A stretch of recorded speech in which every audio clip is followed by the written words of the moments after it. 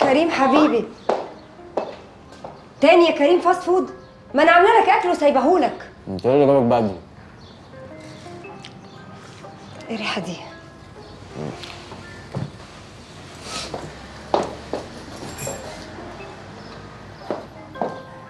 ايه اللي جاب السجاير دي هنا؟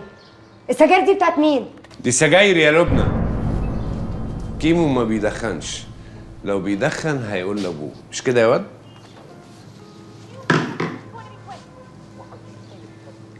انت ايه اللي جابك هنا؟ مفيش، كنت معدي بالصدفة وقلت اطلع اقعد معاه شوية، أنا عارف إنك الوقت ده بتبقي في الشغل. خش جوه يا كريم. لسه باكل. خد اكلك وخش جوه كل في المطبخ، يلا. خلاص. يلا. خش يا حبيبي جوه. خش، ماما شكلها عايزة تقول لي كلمتين حلوين. بقول لك ايه؟ الويك اند اللي جاي هنروح السخنة، وخلص مذاكرتك ما تجيليش بكتبك.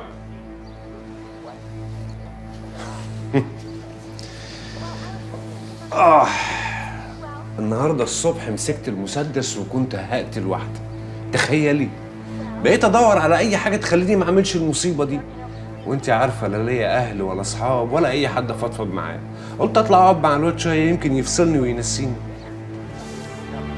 يا سلام، كده انت بقى اكلتني بالكلام ومش هعرف ارد عليك، صح؟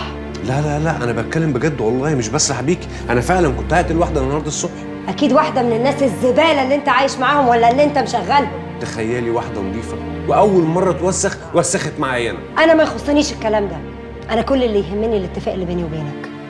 كفايه قوي اني بسيبه يقعد معاك في الويك اند، وربنا وحده بس اللي عالم هو بيشوف ايه من القرف اللي انت عايش فيه هناك. بقول لك ايه، انا ممكن اخد كريم بالقانون، انا سايبهولك بمزاجي. لا يا هشام، انت مش سايبه بمزاجك، انت سايبه عشان ما يشوفش العيشه اللي انت عايشها ويشوفك على حقيقتك، واظن ما يشرفكش انه يشوفك على حقيقتك. خلاص انا ماشي، انا اسف. يا كيمو ما تنساش بقى الويك اند، ها؟ باي.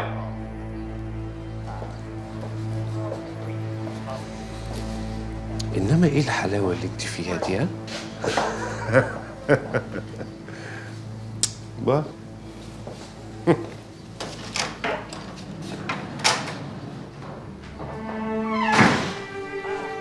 ايه ده؟ هو مشي؟